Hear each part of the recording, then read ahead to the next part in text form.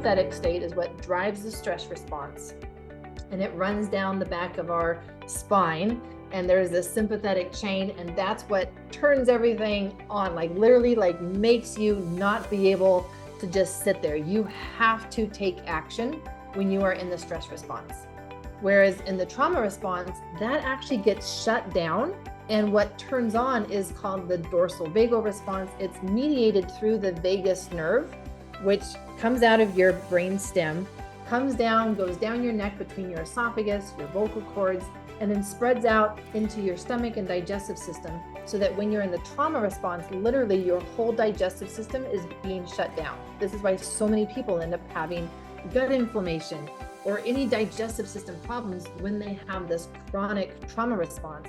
If you haven't done so already, go ahead and click that subscribe button down below. It's a little red button. You punch that, and it's going to notify you every time we put out a new episode that can help you improve your bone health. And then also, if you haven't done so already, head over to bonecoach.com, sign up for the free 7-day osteoporosis kickstart. That's going to walk you through everything you need to be doing right now to get on the path to improvement and stronger bones. After you do those two things, go ahead and press play on this episode, and I'll see you inside. Welcome to this episode of the BoneCoach Show. Joining us today to explore healing your trauma, oxytocin, bone health, and all of those being connected is Dr. Aimie Apigian, MD. Dr. Aimie Apigian is the leading medical expert on how life experiences get stored in the body and restoring the body to its best state of health through her signature model and methodology, the biology of trauma.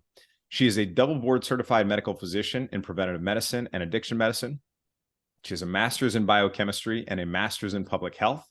In addition to her medical training, she is also a certified functional medicine physician and has training and certification specifically in neuroautoimmunity, nutrition, genetics for addictions, mental health, mood and behavioral disorders. She has several certifications in various trauma therapies, including the instinctual trauma response model and art trauma therapy, somatic experiencing, developed by Dr. Peter Levine, and neuroaffective touch, Dr. Aline Lapierre. Dr. Aimie brings you the biology of trauma, a new lens and methodology that courageously both adds to and bridges trauma work and medicine by reverse engineering the chronic effects of trauma on the nervous system and body on a cellular level. Dr. Aimie, it is so great to have you here today. Welcome. Thank you, Kevin. I'm excited to have this conversation. I'm excited too. Let's start with your story. How did you get to where you're at now and helping people heal their trauma? And I mean, you've obviously got an extensive background in this field. So I would love to share with the audience how we got there. Wow. Yeah, no, this was a very unexpected path for me. I did not go into medical school thinking that this is where I would land at all, Kevin. And I had a moment, kind of like a space in my life between my master's in biochemistry and going back into third year of medical school. And at that time, I decided to become a foster parent. And so I jumped through all of the hoops, Kevin, that are involved in becoming a foster parent. And then one day I got the call that you will never forget, the call that will change your life. And they brought Miguel to my home. He was 4 years old at the time. And what ended up happening is that he had such a rough life in those first 4 years. And he had such bad behaviors as a result of that if I was not going to adopt him, he would go into a group home. And I decided to commit to this little kid. And so I adopted him the following year. And I want to say that it was great, and it was not. Like it was hard. And I thought that my love would be enough for him. And I also thought that time would heal, because that's what I've been told. And neither one of those things came true for him. And so here I was giving him everything that I had, the best of therapy, because I was, of course, still in medical school. So I had access to some of the best child psychiatrists and therapists. Was giving him the best, everything that I could to provide the stability, a home, love, everything. And yet actually with time, he was getting worse in terms of his behaviors, his emotions, his outbursts, his rages, his, Kevin, it was so sad for me to see that the thing that he feared the most was actually my love.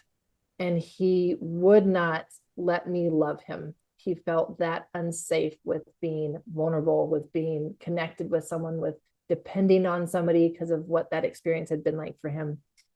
And when I saw that love and time were not working, then I decided to jump in and be like, well, let me figure this out to the best of my ability. Let me see what he needs in order for healing. So that's how my my journey into trauma started. This was never the plan.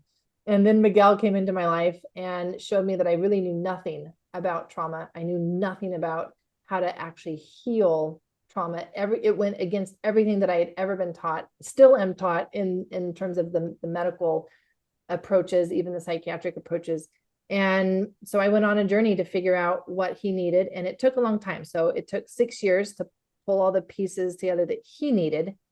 And then what happened was that my body gave out, and I actually had my own health crash and was diagnosed with a couple different things and chronic fatigue, couldn't get out of bed for a period of time. And I realized that everything that I was experiencing was related to adverse childhood experiences, which as a preventive medicine physician, I am very familiar with. I knew those studies backwards and forwards. And so how ironic for me to see myself in these studies now, because I did not have any childhood like what my son had at all. And so if this had been my son, I would have understood it and almost written it off, Kevin, right? Like, well, of course it's expected and there's nothing we can do about it because this is just going to be his life because this is what the studies show. But the fact that it was me and I did not relate to having had childhood trauma, then that made me ask questions and lean into it and say, well, I must be missing a piece. Something is missing in this equation. And I need to figure it out because I need my life back. I want my life back. This is not going to be my future.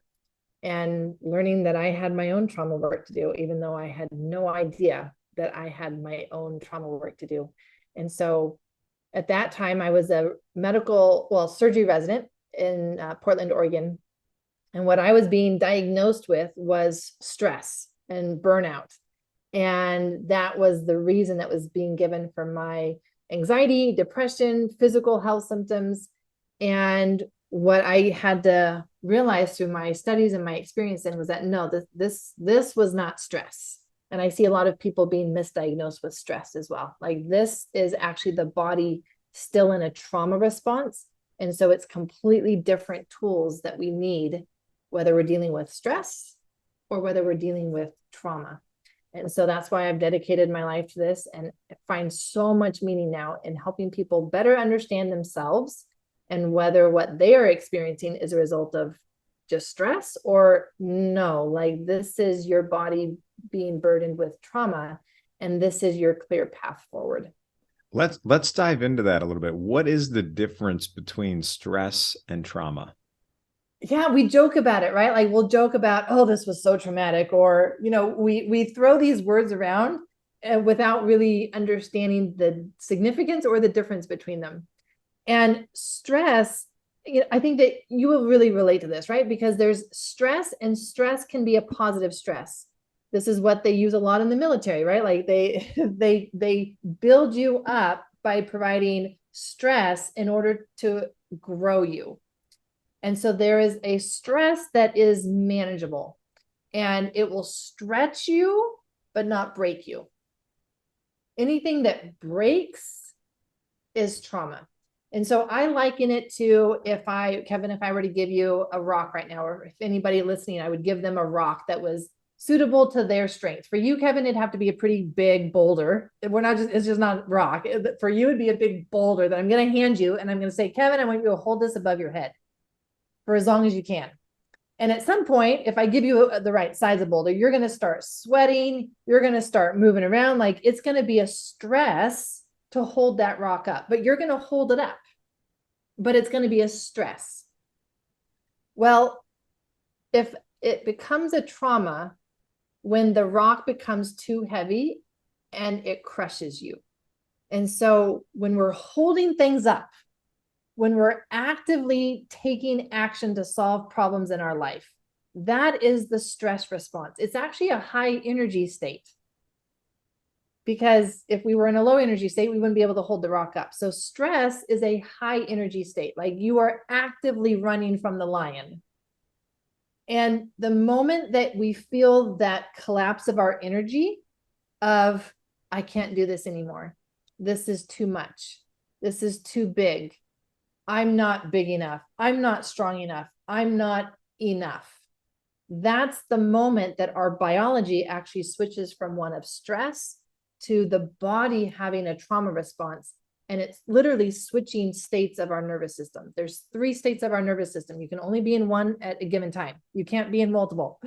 And so you're either in the stress response, high energy, and then the more that people become aware of their body sensations, they will actually be able to feel the moment, Kevin, like the second that that stress response changes to a trauma response, and it feels like a drain of their energy, a collapse. They can even notice the change in their posture where they, they have that collapse, they have the shame posture or the defeated posture, however you want to describe it.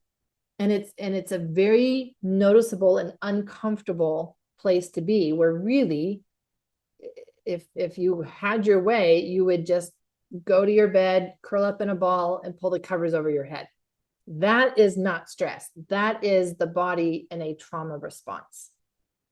And how do we see that maybe show up in terms of like these high energy states and the low energy states?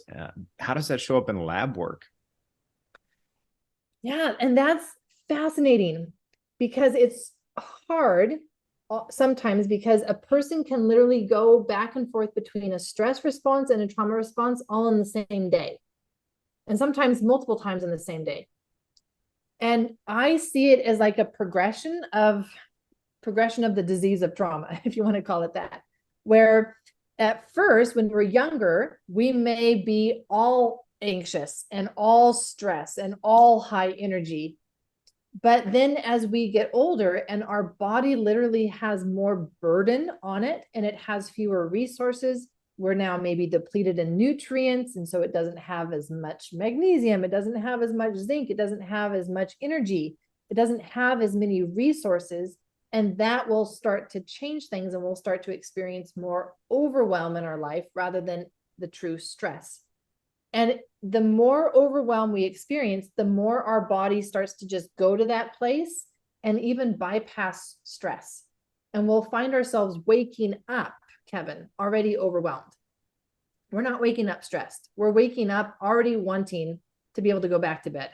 Like, I didn't want to wake up yet. I'm not ready for my day to start. I'm not looking forward to my day. My day feels overwhelming already, and I haven't even started my day. That is literally people waking up and their body is in this chronic trauma response.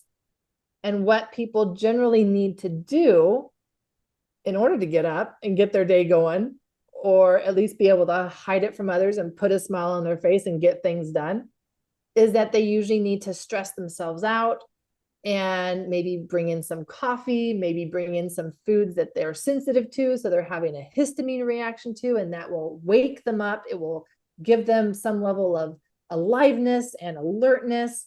And so they're literally using things to pull their body out of that trauma response and the low energy to even just get their day started. And then what happens, right, is that anything can go wrong. You spill your coffee, or your kids aren't getting ready fast enough for school, or whatever it is, right? And you've been in the stress response because you've put yourself there, and that just tipped you over the edge. And now you're either screaming at them or you are throwing things down, or you're isolating and you're not talking to anybody, right? Like you're having these big reactions because your body has gone back into that trauma response. And then you give yourself a few hours, maybe you eat, maybe you overeat, maybe you do some emotional eating, who knows what you do, right? Maybe you call a friend, who knows what you do. But then you can kind of feel like you got your energy back, and you're back in the stress response for a few hours. And then either you get tired because your body can only maintain that for so long, or something else happens that overwhelms you. And by the end of the day, you're sitting on the couch, you're kind of zoning out with watching TV or on your phone, social media, or you're grabbing that extra glass of wine, or whatever it is, like we have built in so many coping mechanisms that literally every person can go back and forth between the stress response and a trauma response multiple times in the same day. So then how do our labs look? They can look like all over the place. We can't actually rely on cortisol, for example, to be able to tell someone, oh, you're stressed, because no, they may be spending enough time in the stress response that they have high cortisol, but they actually may be spending a lot of time in the trauma response. But that cortisol is a long acting response. So it's not going to be high only when you're stressed and then be low when you're in the trauma response. No, like it's elevated for hours to days once it gets activated. And we're not measuring adrenaline levels because that would be another way to measure it. But even still, Kevin, adrenaline would still not be the best, most accurate lab result because it's not the hormones that dictate our nervous system state or whether it's stress or trauma. It's actually the nervous system itself. And so we have, again, 3 states of our nervous system. The sympathetic state is what drives the stress response. And it runs down the back of our spine. And there's this sympathetic chain. And that's what turns everything on, like literally like makes you not be able to just sit there. You have to take action when you are in the stress response. Whereas in the trauma response, that actually gets shut down. And what turns on is called the dorsal vagal response. It's mediated through the vagus nerve, which comes out of your brain stem, comes down, goes down your neck between your esophagus, your vocal cords, and then spreads out into your stomach and digestive system so that when you're in the trauma response, literally your whole digestive system is being shut down. This is why so many people end up having gut inflammation or any digestive system problems when they have this chronic trauma response, because that vagus nerve is literally communicating to everything, shut down. Like, we got to conserve energy right now, shut down. And it's a very confusing message for the body. So literally our labs can be all over the place. I don't know if that was helpful. That was a lot, Kevin. I just threw a lot at you. Was that overwhelming? Did I just traumatize you? No, that was great. That was a great overview. Now, you touched on, obviously, your really touching story about Miguel, your son, and the challenges that you had with bringing him into the home and, adverse childhood events. And you touched on all those things. What are these adverse childhood events, and how does that maybe show up later on in life and maybe even manifest itself in different health issues and things like that? Yeah, when these studies came out, Kevin, on the adverse childhood experiences, it rocked some people's worlds. Now, it's been sad to see that it still has not permeated medicine, which is fascinating because the initial study was done in 1980. And get this, it came out of an obesity clinic in San Diego at Kaiser. And what Dr. Folletti noticed was that his most successful patients, Kevin, not the ones that weren't doing a good, the most successful ones were the ones that were dropping out of the program. Now, if this happened to you and your most successful clients were dropping out of your program, you would also be like, something's going on. And you'd follow up with them, be like, what's going on? Tell me what's going on. So that's what he did. And that's when eventually it came out that what they told him, the patients had to tell him, Dr. Folletti, what you think is the problem, which is my weight, what you think is the problem, I have found has been the solution to my problems. I don't want to be seen. I don't want to be noticed. I don't want to be attractive. I don't want to be healthy. Why? Because certain things have happened in my life before, and it's made those things not feel safe to me. And so that prompted all of these studies to then look at, have other people experienced this? Like, do people who tend to be obese, like, do they all have this connection with experiences in childhood that made it not safe for them to be seen? And what they found was that, yes, like there was a high percentage of sexual abuse in childhood among women with obesity. And it stimulated a lot of interest and a lot of other questions. And then what they started to do was look at other disease processes and conditions. So autoimmunity, for example, autoimmunity is one that has been strongly associated with adverse childhood experiences. Now, the specific experiences and events that they looked at included things from where was either parent in jail, did either parent use drugs, alcohol. There are some other, there's one question really that relates to more the emotional feeling of the family, but they were looking at specific events. And I am fascinated that these events, including did your parents divorce, are so common among high functioning people. And what they found was that, yes, like these experiences do something in our biology that then show up as disease decades later, Kevin, decades later. And that was the same thing that I experienced, right? Like here I am, I'm 31. And why is this now showing up in my life in such a way? If this happened, if these were experiences that happened in early childhood. And that's what I leaned into to study. And what I found was that it's not just events that we can focus on. It's actually this experience of overwhelm. And that anything, like did anything for any reason at that time in your life overwhelm you? And as adults, we can look back on our childhood and see things very differently. And yes, I was one of those who was like, oh, like, I don't want to talk about my childhood. I'm so over that stuff. Like, you know, I don't want to be in therapy about it. Can I just live above it and not have it affect me? Not understanding that looking back, what would not overwhelm me now at all overwhelmed me as a young girl. Different experiences that I can look back and there's no way that anybody would call those trauma. But at that time in my life, with the resources that I had, with the biology that I had, it overwhelmed me at that time. And those are the experiences. It's the actual response that the body is going through by being overwhelmed by something, anything, and then what we do to compensate for that overwhelm.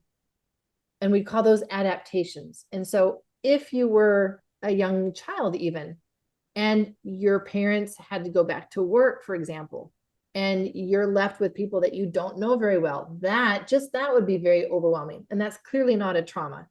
But how did you deal with that overwhelm? Well, we know that there's bracing patterns that start to happen. And so we can see bracing patterns, we can see posture changes. Scoliosis is actually strongly associated with kids who have experienced early overwhelm because of the bracing patterns that set in order to naturally protect them from the feelings that they're experiencing, the body sensations that they're experiencing. And so it just opens our eyes to realize that we need to have a very different conversation around our childhood. We need to have a very different conversation around trauma, because then that allows for a new conversation coming around. Okay, well, what do we do? If I'm recognizing now that I have had overwhelm in my life, that yeah, there were experiences in my early childhood, probably stuff that I don't even remember because it happened before I even, had conscious memory, but yet I can see the pattern in my life today, or even in my physical health, I can see the pattern of overwhelm.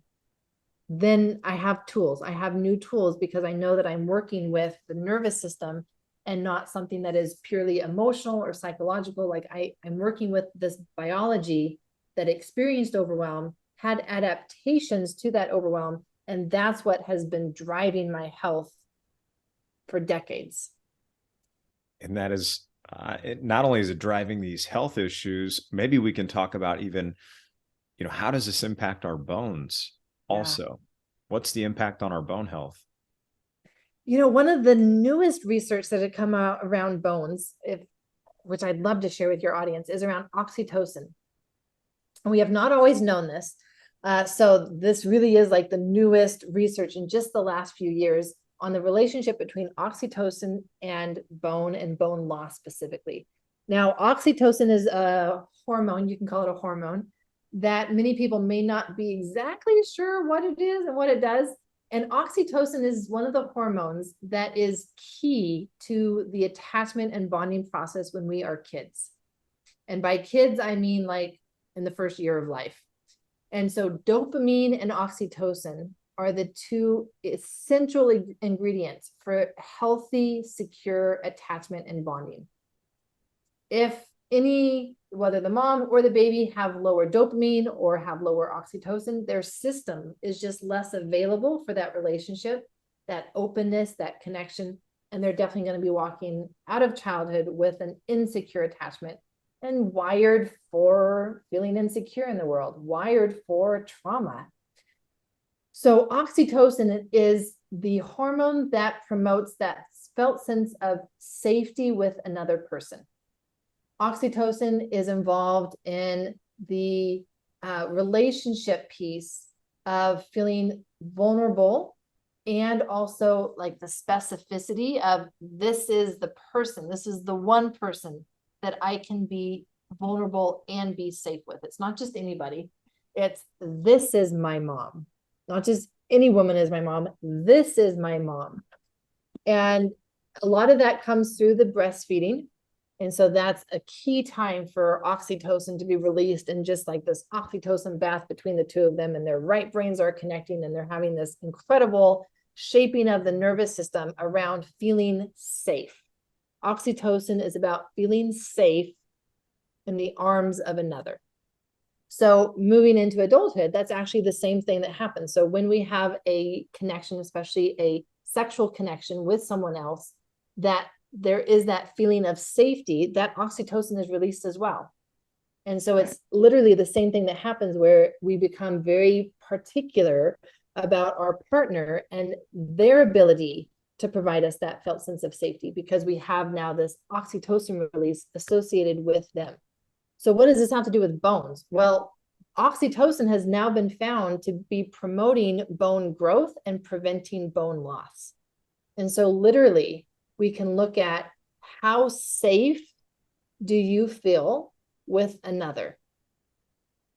And that is actually going to be promoting and preventing bone loss. Promoting bone growth, preventing bone loss is your ability and the number of experiences that you are having, hopefully on a daily basis, of actually feeling safe in the arms of another.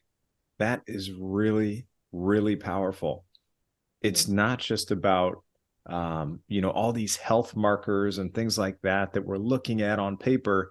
It's the relationships around us. Yes. Wow. I know. Who would have thought, right? Like, because we can tend to look at that and be like, oh, that's not science. No, it is science now. It is science that the felt sense of safety is going to be promoting bone growth. And if we don't have that felt sense of safety with another, then we're going to be actually losing more bone. And I would think too, I know oxidative stress, inflammation, all those things play into this too. Yeah. And that's been another fascinating piece to understand around osteopenia, osteoporosis, is that they call it actually the inflammation accident, where it's not, it's kind of like the innocent bystander. The bone is not necessarily contributing to inflammation, but because there's inflammation happening, it's the innocent bystander and it gets affected as well. And one of the downstream effects of a body experiencing a trauma response and kind of living in that chronic trauma response, like we talked about, is a huge amount of inflammation and oxidative stress. And the bones are going to be caught in the cross section of that.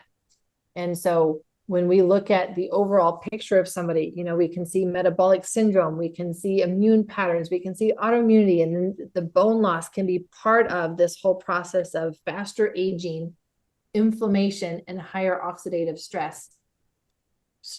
Kind of, for me, like stressing the importance of, we can't ignore this stuff. Like, we can't ignore thinking that it's not going to affect us. What has happened in our life, we need to realize the significance of it. Has it created this pattern of overwhelm? Do we tend to get overwhelmed with things in our life? And if so, that will be directly affecting our bones through inflammation, through oxidative stress, oxytocin.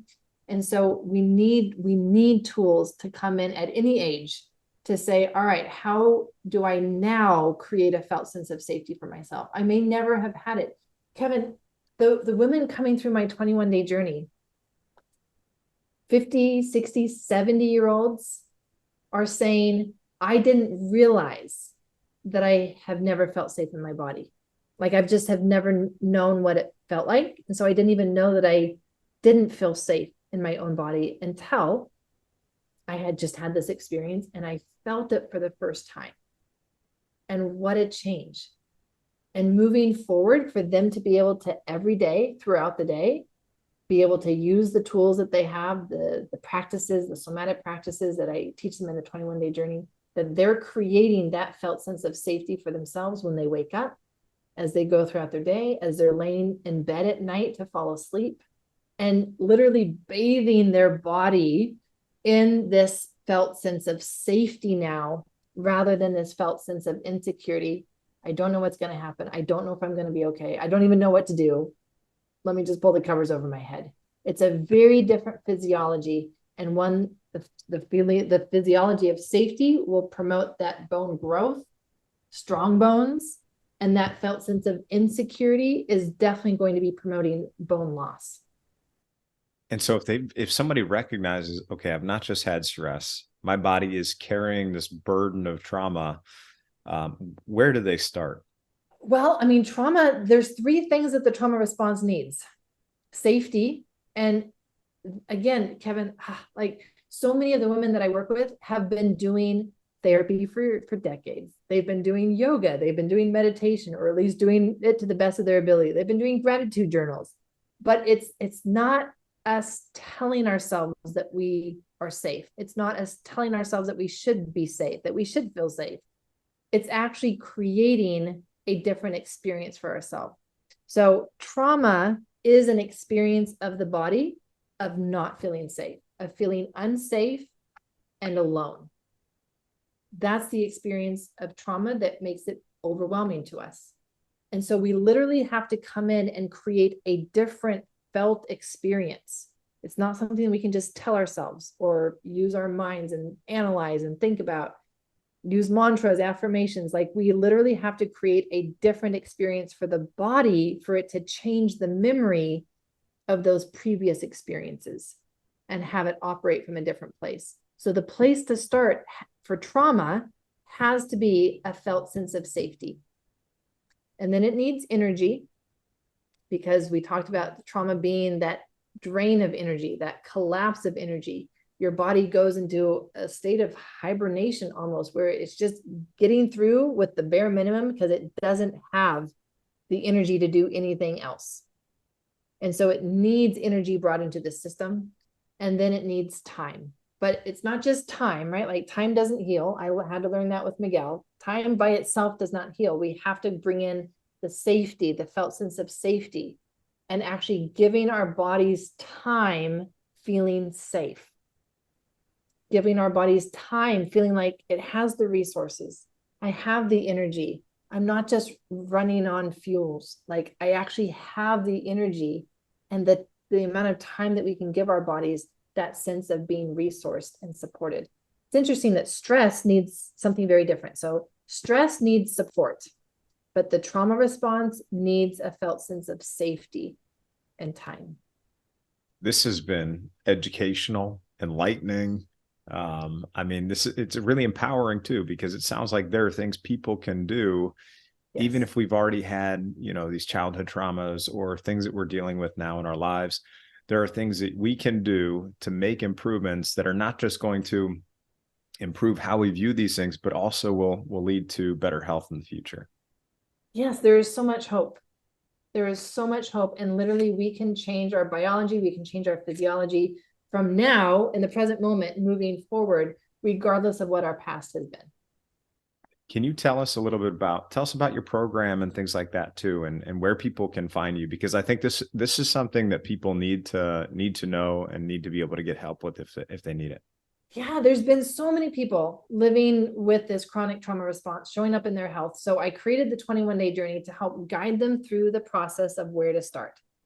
And I teach them somatic skills. So I'm trained in somatic experiencing. It's a very powerful way to quickly be able to shift your biology into one of feeling safe rather than feeling insecure. So it's based on movements, it's based on connecting in different ways with your body. And that is a 21-day challenge, essentially, where every day there's a different exercise that I teach them.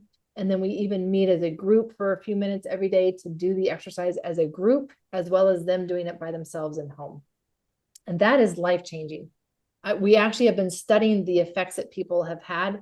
They are experiencing a significant increase in safety, yes, joy, yes, but sleep, digestive system, like physical health problems, their pain level is going down. These are all statistically significant, the changes that they're experiencing in their health, even just with 21 days of basic somatic exercises, teaching them how to create for themselves a felt sense of safety, and then a felt sense of support, and then actually moving a little into expansion.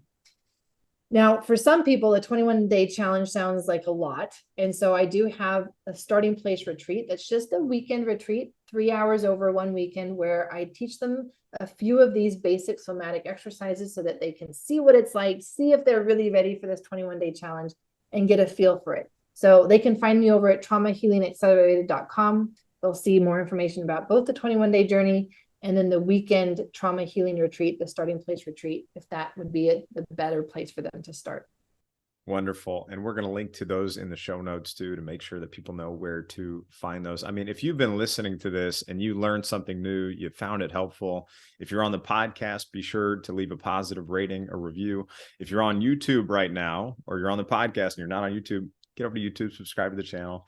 And then make sure also, if you are wanting to look for the show notes and find Dr. Aimie where she's at, we will go to bonecoach.com/Dr. Aimie Apigian, and then Trauma Healing Accelerated. And you can find all the resources, show notes over there. And I want to thank everyone again so much for your time. We'll see you in the next episode. Hey, it's Bone Coach Kevin Ellis. Hope you found that episode helpful and that you enjoyed it. Just one last reminder, if you haven't done so already, head over to bonecoach.com, sign up for your free 7-day osteoporosis kickstart. It's going to tell you everything you need to do to start getting on the path to improvement. Hope you found this helpful. I'm your Bone Coach Kevin Ellis. I'll see you soon.